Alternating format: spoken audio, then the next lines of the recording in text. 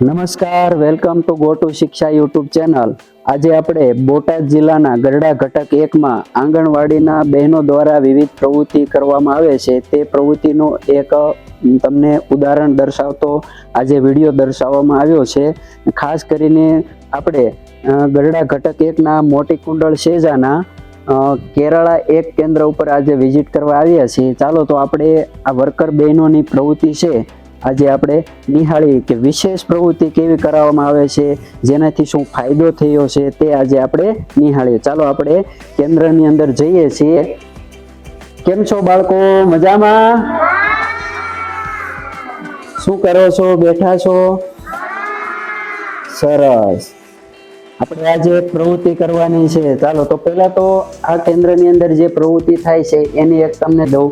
જો આ છે અમારું બુલેટિન બોર્ડ, એટલે કે બાળકો દ્વારા જે વિવિધ પ્રવૃત્તિઓ કરવામાં આવે છે એ પ્રવૃત્તિનું અહીંયા પ્રદર્શન રાખવામાં આવે છે। આવું અમારા ઘટકના દરેક કેન્દ્રમાં આવું બોર્ડ લગાવવામાં આવ્યું છે અને સમયાંતરે આ બધી પ્રવૃત્તિઓ બદલવામાં આવે છે, થીમ મુજબ પ્રવૃત્તિઓ કરવામાં આવે છે અને દરેક વર્કર બહેનોનું ખૂબ જ સારું એવું કામ છે કે અમારા દરેક કેન્દ્રમાં આવું બોર્ડ છે। ઉપરાંત બાળકોના વાલીને પણ બોલાવી અને એનું પ્રદર્શન, એના બાળકોની પ્રવૃત્તિ બતાવવામાં આવે છે અને બાળકોના વાલીને જે વાલી ગ્રુપ બનાવ્યું છું એમાં પણ બધી પ્રવૃત્તિ શેર કરવામાં આવે છે। તો આ છે બુલેટિન બોર્ડની પ્રવૃત્તિ। ત્યારબાદ તમને 4 ખૂણાની પ્રવૃત્તિ અંગે માર્ગદર્શન આપું છું। અમારા ઘટકમાં છે વર્કર બહેનો દ્વારા છે બાળકોને 4 ખૂણાની પ્રવૃત્તિ કરવા માટે છે આવા વિવિધ ડબ્બા બનાવવામાં આવ્યા છે અને આ ડબ્બાની અંદર જો વિવિધ કલર, પ્રાથમિક રંગો લાલ, પીળો, વાદળી એવા કલર કરવામાં આવ્યા છે। ઉપરાંત અહીંયા કેન્દ્રનું નામ પણ લખવામાં આવ્યું છે અને નીચે વિવિધ ચિત્રો પણ બનાવવામાં આવ્યા છે। અમારા ઘટકના વર્કર બહેનો દ્વારા આવા 4 ડબ્બા છે, તેલના ડબ્બા લીધા છે, ઉપરથી ઢાંકણું કટિંગ કરી અને વ્યવસ્થિત ટીપી અને બાળકોને વાગે નહીં તેવી રીતે ડબ્બા બનાવવામાં આવ્યા છે। હવે આ 4 ખૂણાની પ્રવૃત્તિ છે આપણે આ અભ્યાસક્રમ બુક છે દરેક વર્કર બહેનો પાસે છે, એમાં થીમ મુજબ આપેલી છે કે જો અહીંયા જૂથ 1, જૂથ 2, જૂથ 3 એવી દરેક માહિતી આપી છે કે જૂથ 1માં છે મણકા છે, ભૂંગળી છે, આ બધી મૂકવાની છે। જૂથ 2માં છે વાર્તાની ચોપડી, જૂથ 3 છે ઢીંગલી, ઓઢણી, જૂના પર્સ, ત્યાર પછી જૂથ 4 છે પ્રાણીઓના ચિત્રોની જોડ। તો આ 4 ડબ્બામાં જે પ્રવૃત્તિ કરાવવાની છે એ દરેક વસ્તુ છે આપણે અહીંયા મૂકેલી છે અને પેજ નંબર આ દરેક મહિનાની થીમમાં છે 4 જૂથની પ્રવૃત્તિ હોય છે, જેને 4 ખૂણાની પ્રવૃત્તિ છે એ આમાં આપેલી જ છે। આપણે ન જોયું હોય તો જોઈ લેજો। હવે આ દરેક ડબ્બાની અંદર જો પઝલ છે, મણકા છે, આ તે વાર્તાની ચોપડીઓ છે, આ બધી વસ્તુ આપણે ડબ્બામાં ભરેલી છે। જો 4 ડબ્બા ભરેલા છે, આ વર્કર બહેનો દ્વારા તૈયાર કરવામાં આવેલું છે।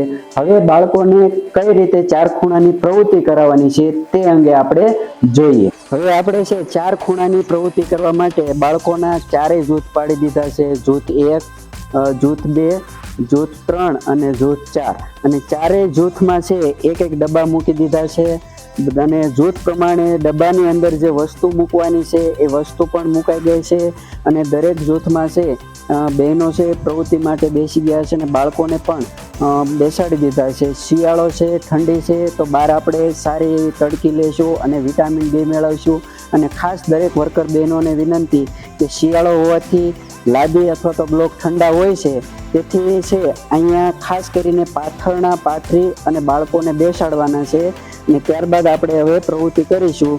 ચાલો આપણે જૂથ 1 છે પઝલ છે દરેક બાળકોને આપી અને ધીમે ધીમે શરૂઆત કરીશું કે જૂથ 1ની પ્રવૃત્તિ છે પઝલ છે, ટુકડા જોડવા, આ દરેક બાબતો છે આપણે ધીમે ધીમે છે આ બાળકોને જોડવાનું આપીશું।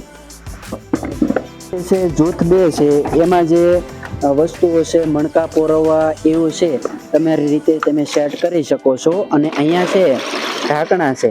જો આ એક બેનની સરસ પ્રવૃત્તિ છે, આ છે આપણે સોડાની બોટલ છે, વધારાના ઢાંકણા હોય છે, સોડા પીધેલી વધારા ઢાંકણા નાખી દીધેલા હોય છે, રંગીન ઢાંકણા છે એકઠા કરી અને સરસ મજાનું TLM બનાવ્યું છે કે જે બાળકો છે રંગોની ઓળખ છે આપી શકાય। જો આમાં વિવિધ કલરના ઢાંકણ છે એ અલગીકરણ મતલબ તફાવત જાણે, અલગ કરે, કલર જાણે, તો એવી રીતે છે। ત્યારબાદ આપણે જે પાપા પગલી જે પોર્ટફોલિયો આપ્યા છે એની અંદર જે આકારો છે, પોરવવાનું છે એ વસ્તુ આમાં આપેલી છે। ચાલો બાળકો છે બધાય એક એક રંગના ઢગલા કરો જોઈએ.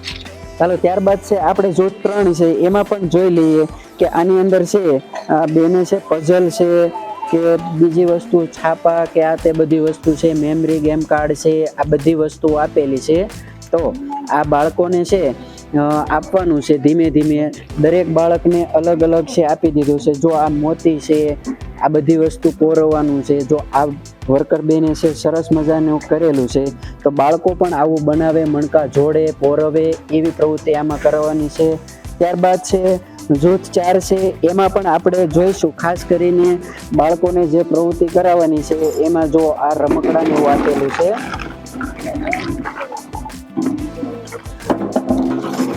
ચાલો આમાં છે વિવિધ રમકડા છે, પ્રાણીઓ છે, ફળ ફૂલ, આ બધી વસ્તુ આપેલી છે. બાળકોને રમવા દેવાનું છે. ચાલો બાળકો રમવા લાગો. ચાલો બેટા અહીં આવી જા, નજીક આવી જા.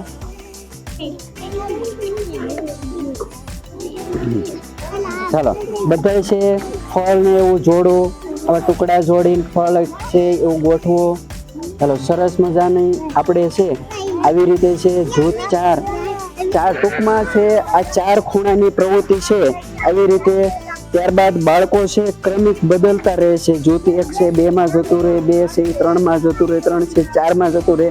તો આવી રીતે દરેક બાળકોની પ્રવૃત્તિ સરસ મજાની ચાલુ થઈ ગઈ. જો અહીંયા પપેટ છે, કાતરથી કટિંગ છે, વિવિધ પ્રકારની પ્રવૃત્તિઓ. જો અહીંયા ઢાંકણ ગોઠવવા લાગ્યા છે, એક એક કલરના જુદા ઢગલા કરી રહ્યા છે. તો આવી રીતે છે દરેક વર્કર બહેનો છે 4 ખૂણાની પ્રવૃત્તિ માટે છે આવા ડબ્બા ખાસ બનાવજો, જેથી કરી અને તમે સારા એવા પ્રવૃત્તિ કરી શકો, TLM ભરી શકો, 4 ખૂણાની પ્રવૃત્તિ કરી શકો. ત્યારબાદ અમારા ઘટકમાં ગઢડા 1ના 4 સેજાના દરેક કેન્દ્રમાં આવા ડબ્બા બનાવવામાં આવ્યા છે અને દરેકના ફોટા પણ અમારી પાસે છે. બુલેટિન બોર્ડના ફોટા પણ છે અને આ દરેક બોર્ડના ફોટા ચાલો આપણે આગળના વિડીયોમાં નિહાળીએ. હવે આપણે વર્કર બેન પાસે માહિતી લઈએ થોડી.